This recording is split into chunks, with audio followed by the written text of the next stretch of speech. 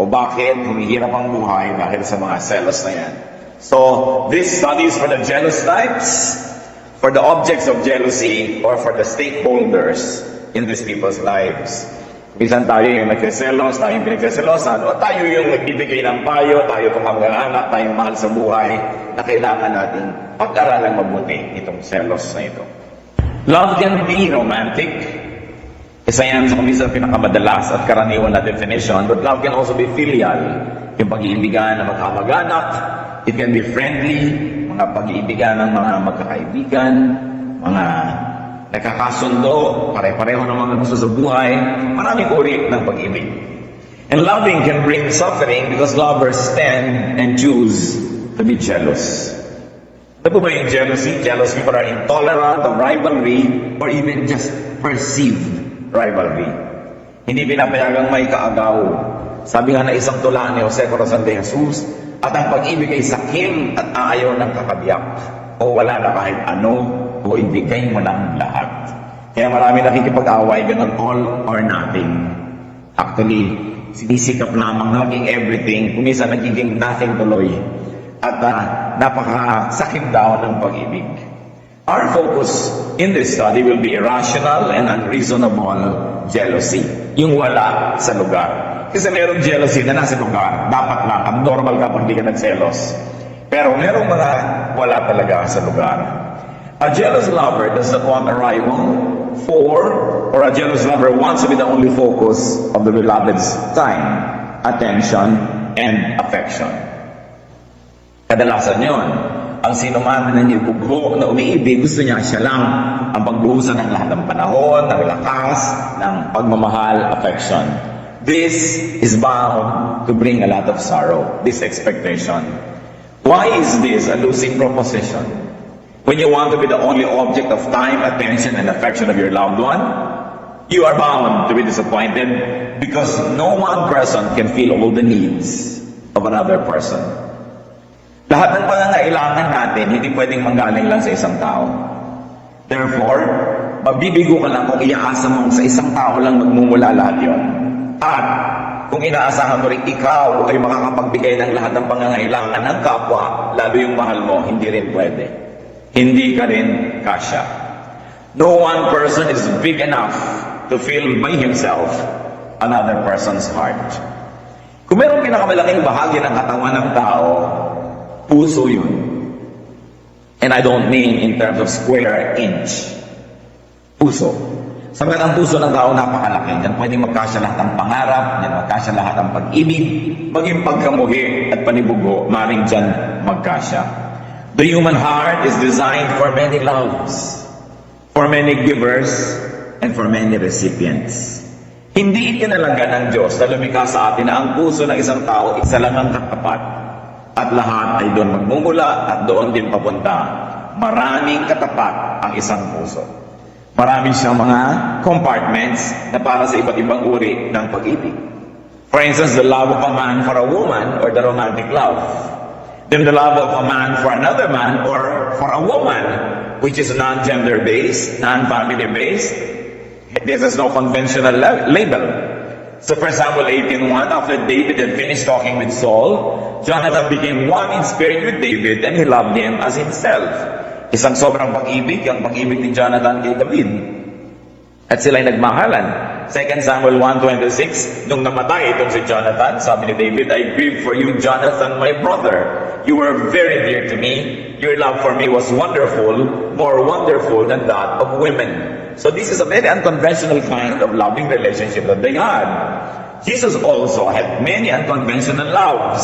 For instance, his love for Martha and her sister, Mary, and for Lazarus.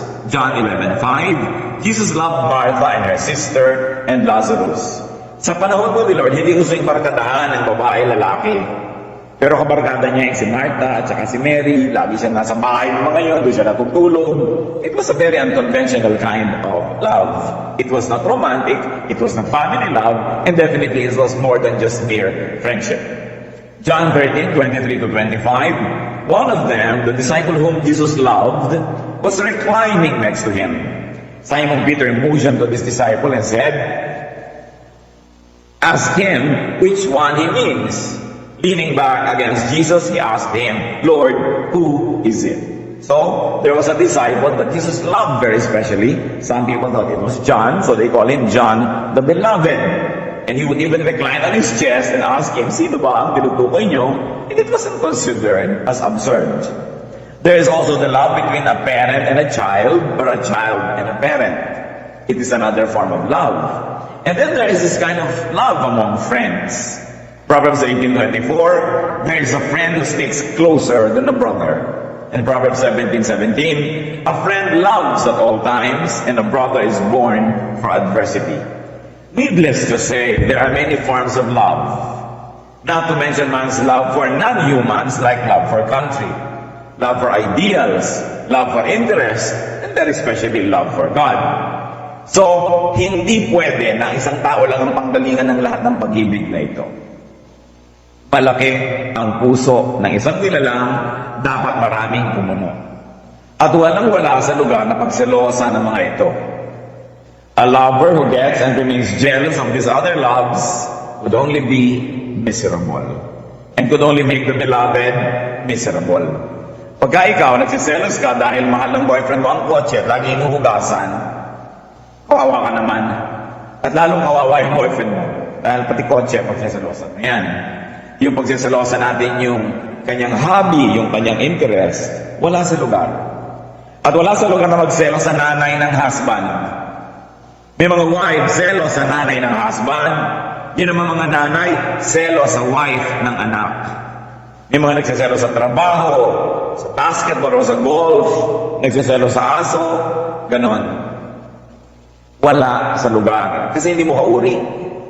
Ang dapat malang pagselosan, yung kauri mo at yung pag-ibig na kayang-kaya mong ibigay, sa iba nang gagaling, yun ang pagselosan mo. Like, wife ka, itong si kumare, umaasta-asta ding wife, abnormal ka naman, hindi ka magselos. Dapat. No? Pero hindi ka dapat magselos sa nanay, sa kapatid, sa hobby. Kasi hindi ka naman hobby, hindi ka nanay, hindi ka kapatid. Pagka umaate sila, ang dapat role mo, doon ka lang dapat magselos. So, imbes magselos ka sa mga yon, mas masaya kung tutulungan mo pa yung mahal mo na mahalin sila. In other words, magkakampi kaya ng mahal mo sa pagmamahal niya doon, hindi ka kalaban at hindi ka kaagaw. It is utter selfishness to isolate your beloved from the other objects of his affection. Nilason mo ang aso dahil mahal na mahal ng husband mo. Yung ganon. Na pinaglayo mo siya at ang kanyang kapatid dahil lagi niyang naaalala yung kanyang kapatid, gusto niyang tulungan. It is utter selfishness to isolate your beloved from the other sources of his joy, of his happiness and satisfaction. Pero ang nagsiselo sa bubulag, kung ano ang pinagkagagawa na hindi tama at walang katwiran. Proverbs 27 verse 4, anger is cruel and fury overwhelming, but who can stand before jealousy?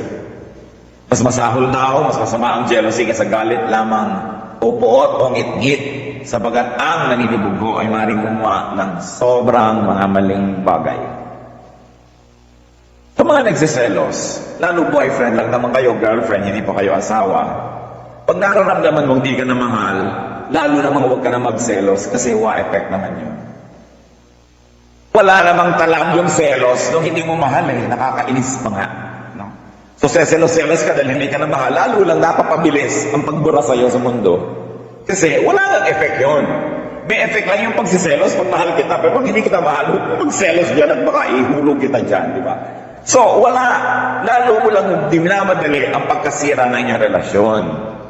The fastest way to speed up the deterioration of an already endangered romance or relationship is to add the poison of jealousy into the brew. Mali. Kahit talagang selos ka na, it will not achieve anything para ipahalata mo pa o para magnag ka pa o manggulo dahil lalo lang lalayo sa'yo ang loob. Instead of being jealous, increase your self-worth.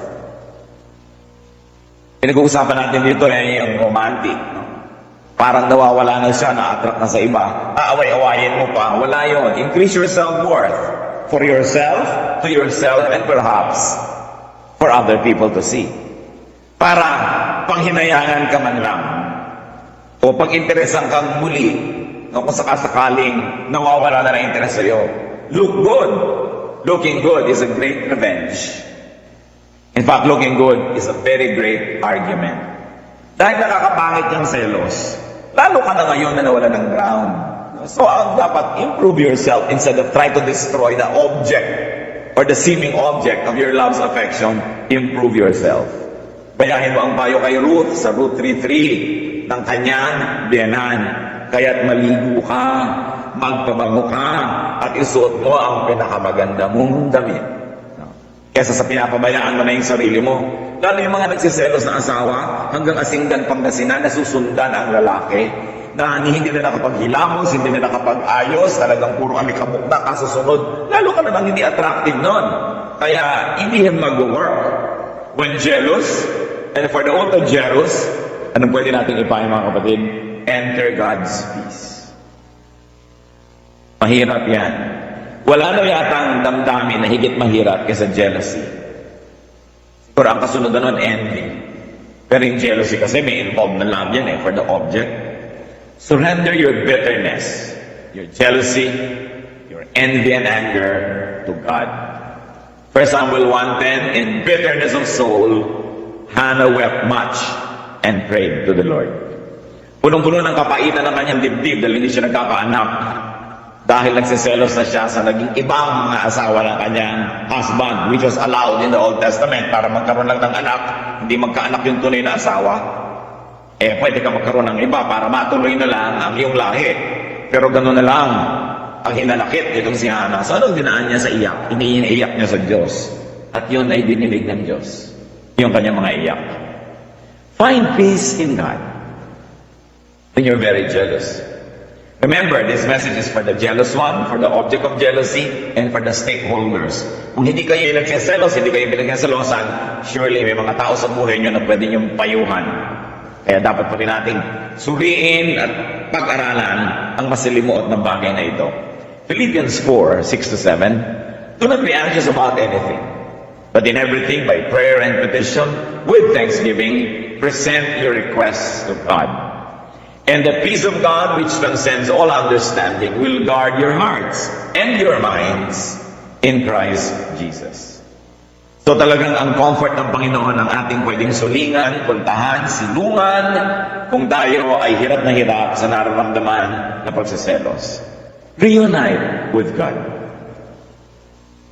Ano po ba ang ipinahihiwatig ng pagiging sobrang seloso o selosa? Ibig sabihin, sobrang na kayong umattach sa tao, maaari at the expense of your attachment to God.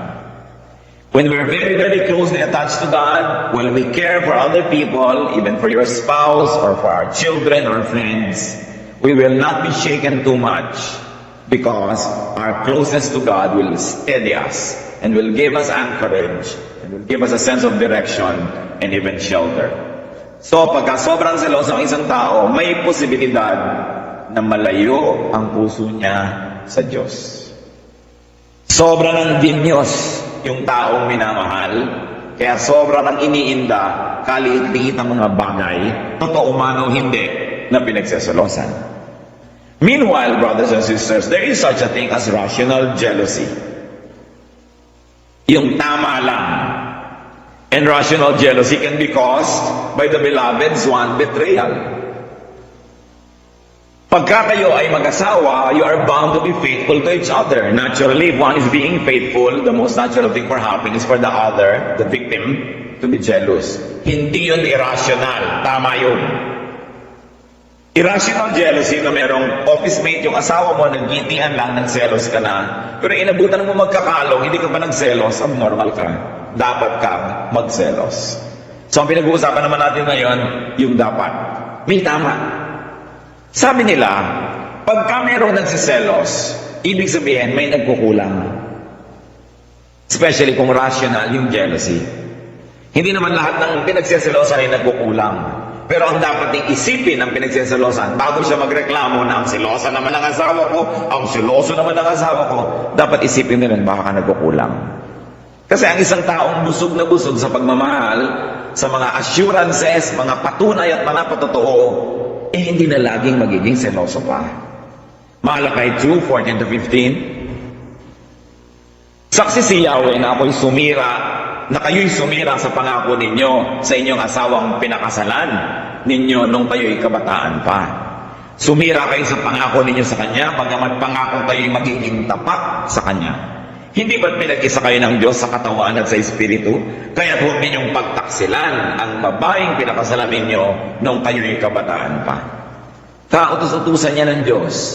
Nagsumpangan kayo, nagpakasal kayo, hindi kayo pinilit. At kahit pa sabihin mong napilitan ka na, pinagpakasal ka na, nanumpa ka rin, panindigan na yan, may karapatan ng asawang magselos pag siya'y pinagtataksilan. Ngayon, hindi lang sapat na hindi kayo nagtataksil. Dapat mukha ring hindi.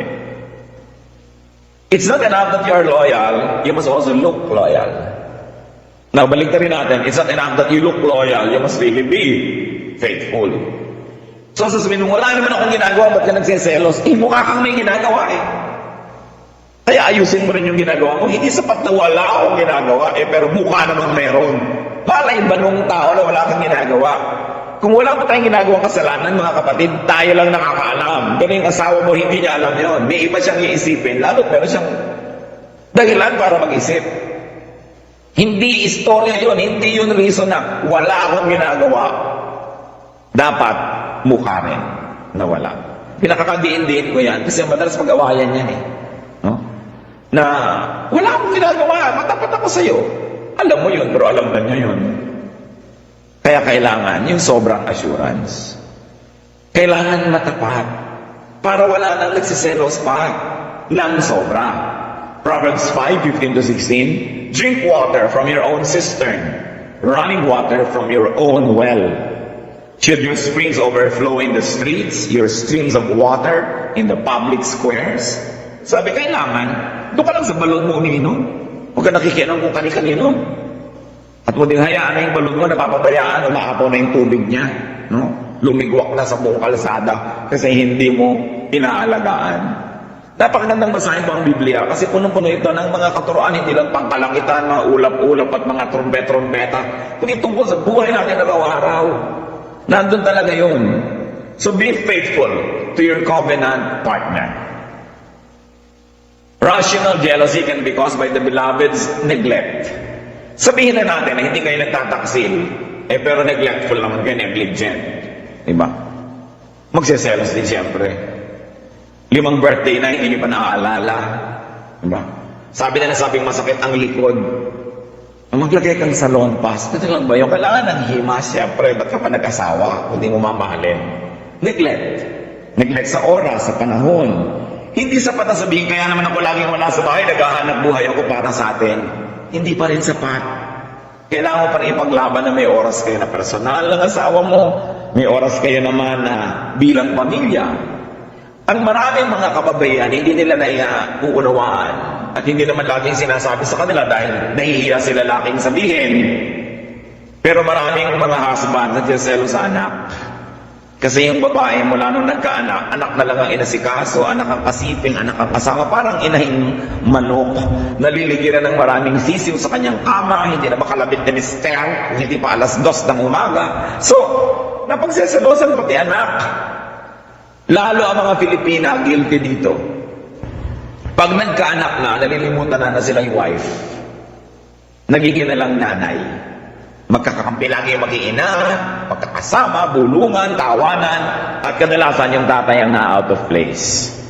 Dapat, the bedroom and the matrimonial bed is for the husband and the wife. Children off limits. Dapat ganon. Iisa ang aircon. Pasensya na kayo, mainitan. Pa-aircon ninyo yung anak nyo kung gusto nyo siyang nalalamigan. Pero hindi pinagsasama yan. Wife, you are first a wife before you are a mother. And one of the best ways to be a mother is to be a good wife first. Because if you do not do your matrimonial duties to your husband, and don't call it duty, it should be pleasure, at hinanap niya yan sa ibang kandungan, at naiwan kayo mag-iina, ano ngayon ng pamilya nyo, nawasak din yan. Kailangan binabantayan yan. Yan ang laging hinaing ng mga husbands, pero hindi inaamin sa asawa kasi parang nakakahiya naman, nagsiselos ako sa sarili kong anak. Pero yes, nangyayari yan. Kahit itanggi ng mga asawa nyo, nangyayari yan. Pag din mo, Daddy, kasama ko ba dyan? Kayo maniwala, nagsiselos din yan. Siyempre, ayaw aminin. Don't neglect your spouse.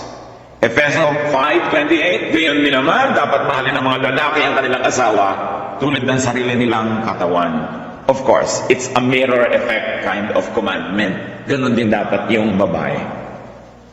Love when you're supposed to love. Roma 13:8, huwag kayong magkakaroon ng utang kanino man maliban sa saguting magmahalan sa isa't isa, sapagkat ang nagmamahal sa kapwa ay tumutupad sa kautusan. Kung may turo na ganito para sa general kind of relationship, lalo sa mayroong romantic relationship. Yung mag-asawa, kailangan, kahit nagmamahal ka sa nanay mo, sa kapatid mo, sa buong mundo, sa sinukob, kailangan alam nung spouse mo na special ang relation nyo, magkaiba. Hindi tulad lang ng sa iba. Kung nag-abot ka ng ice cream sa nanay mo, nag-abot ka sa kapatid mo, nag-abot ka sa kumpare mo, dapat yung sa asawa mo may cherry. No? O kaya may kasamang napkin, laging may iba. Kasi kailangan ng nagmamahal ng ganong klaseng assurance na hindi lang siya to whom it may concern. Dapat alam niya special yon. Hindi naman masamang gawin yon. Kasi yan ang tabiak ng inyong puso. So you take care of your partner para hindi yan lagi nagsiselos. Tatandaan ninyo, pag kayo pinagseselosan, madalas kayo ang may kasalanan. Nagkukulang ng pagpapaalala, nagkukulang ng assurance. Rational jealousy can also be caused by the beloved's miscommunication. Hindi kayo nagkasundo na ang goal ninyo, ito muna. Ganyan muna ang aasikasuhin ninyo. Magbikar kayo ng ganitong panahon sa ganon, ganyan. You must always connect with your partner because miscommunication can cloud what used to be clear and now it is unclear. Nag-asawa na rin lang kayo, dapat masarap na yung samahan. Meron na rin lang kayong boyfriend o girlfriend dyan, dapat maganda ang samahan. Hindi pag-isa-isa kayo nagkikita, awayan pa. Kasi dahil sa selos. Therefore, yung mga manghilig naman magselos dyan, moderate, control, in fact, uproot your irrational jealousy. Bago kayo magselos, una nyo itatanong, rational ba ito? Makatwiran ba? Tama ba? May karapatan ba akong magselos sa ganitong paraan? Yun ang mga iba, sila na nga itong kulasisi sa lapaselosa. Huh?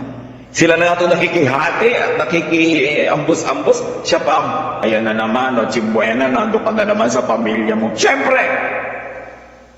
Yun ang pamilya, ba't ka nagsiselos? Wala ka sa lugar. Huh? Yun ang irrational. Alam mo, nang dumapo ka dyan, may asawa at may anak. Tapos ngayon paselos-selos, padrama-drama ka siyempre, para baka sakaling mag-click. Sabi ko, sige sa iyo ako hanggang alas 11 ng gabi. Magmamadali na lang ko para umabot ako ng Noche Buena. Alam niyo naman, madaling malaman kung may kulasisi ang asawa niyo. Hati yan pagka-holiday. Hati-hati. Yung iba maganda magdala kasi mukha na yung kulasisi nila. Post-Valentine's, February 16 na lang ang dinner nila. O February 10, pre-Valentine. Pero pag hati, madaling malaman. Maraming oras na hindi na ipapaliwanag. No? So alam mong may himalang nangyayari dito sa asawa ko. Yung, bakit akala ko nandito ka? Yung pala, nandun ka o wala ka pala. Yung iilito-lito ka niya. No? Ayan, kaya nagsiselos. Alam niyo mag-asawa, right ng inyong kabiyak to ask for an accounting for your time. Kasi mag-asawa kayo Dapat mo ipaliwanag, nasaan ka kahapon? Anong ginawa mo from 2 to 4? Yung pag tinatanong kayong gano'n, huwag kayong mainis. Kasi stakeholder siya sa buhay nyo. Walang pwedeng mangyari sa inyo na hindi siya damay. Hindi kayo nag-iisa, nagsumpaan kayo, nag-iisa na kayo. Pero siyempre, yung nagtatanong naman kay babae yun, kay lalaki, i-timing niya naman. Hindi naman yung darating na gutom sa kangaling. From 3:45 to 5:45, nasa ka. Huwag naman, yung timing din naman niya. At saka, be more reasonable. I think that everything na pag-uusapan, basta maganda yung timing, at saka maganda naman yung terminology mo. So sa mga pinagsaselosan, ulitin natin, do your part. So that those you love will not need to be jealous. Mga kapatid, gusto kong ibigyan ng diin. Lalo, wala naman talaga kayong ginagawa na dapat ipagselos. Tapos nagsiselos siya, ang laki namang sayang. Di bali na sana kung meron talaga kayong ginagawa tapos nagsiselos siya, hindi sayang yung selos niya. Dahil meron yung wala, tapos nagsiselos pa rin, ibig sabihin nagkukulang kayo ng assurance. Nagkukulang kayo ng paliwanag, nagkukulang kayo ng pagbibigay ng accounting. At hindi masamang i-account, lalo sa asawa, ang inyong oras, ang inyong whereabouts. At magbigay lagi ng special. Ito pong sinasabi natin na asawa na dahil siya hindi magkaanak, nagkaroon ng ibang asawa yung husband niya. Nung Old Testament, it happened. Pero may ginagawa yung husband niya dito sa wife, na tunay na wife. 1 Samuel 1:4-5. Tuwing maghahandog si Elkanah, binibigyan niya ng tig-isang bahagi si Penina at mga anak nito. Ngunit, mga natatanging bahagi ang ibinibigay niya kay Ana, sapagkat mahal na mahal niya ito, bagamat hindi ipinahintulot ni Yahweh na ito'y magkaanak. So ito ang talaga, original, pero hiningi ng kanilang kultura na magkaroon siya ng ibang asawa para magkaanak. Pero pag pinapaka niya, isa sa'yo, isa sa'yo, isa sa'yo. Pero yung kanyang labo, sa'yo 5 dear. So ito man ang nagkaroon ng anak, ito man ang nagkaroon ng napakalaking koneksyon, may assurance siya na siya yung mahal. Of course, hindi na tayo ganyan ngayon. No? Tayo yung nasasakop na ng ibang mga kaareglohan at kaayusan. Pero ganun pa man, dapat special ang pagtingin. Ito sa talagang special.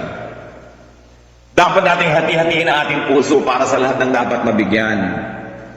So lalaki, nagkaasawa ka na, pero meron pa rin dapat bahagi ang iyong ina, ang iyong ama, sa iyong puso. At kung kasali yung mga kapatid, isali. Meron ka dapat na lugar dyan din para sa mga pinagkakautangan ng loob sa mga kaibigan. Hindi pwedeng kinalimutan mo na ang lahat dahil nagkaroon ka ngayon ng flavor of the month. Marami tayong pananagutan sa ating kapwa na dapat nating lagi na napanagutan. Lalo kung sa mga magulang. At ikaw naman na minahal, dapat din naman hayaan mo yun nagmamahal sa iyo na may ibang bahagi para sa iba.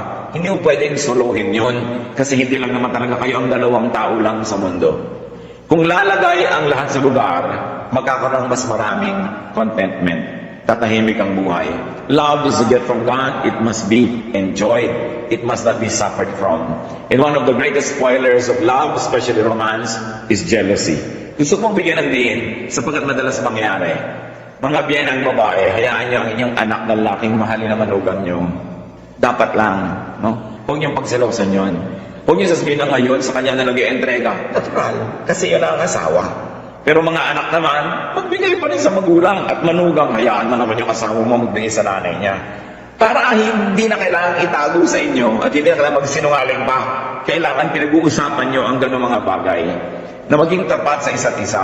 Remember, ang pwede lang pagselosan, yung kauri mo, babae ka, asawa ka, tapos may isang babaeng kumaating asawa, yun ang pwede mong pagselosan. Pero all the others, dapat tahimik ang buhay. Ba't natin ito pinag-uusapan? Because ang gusto ng Panginoon para sa atin, peace. Peace. Napakaligalig ng isang puso nagsiselos. Mahirap dalhin. Hindi ka makatulog, di ka makakain, di ka mapakali. Yan ay isang parusa sa espiritu ng tao. Kaya kung ikaw kayo maselosin, dapat kang gumawa ng paraan para yan ay mabawasan, maging rational ka rin. At gusto ko ulitin, ang pinagsiselosan, madalas may pagkukulang.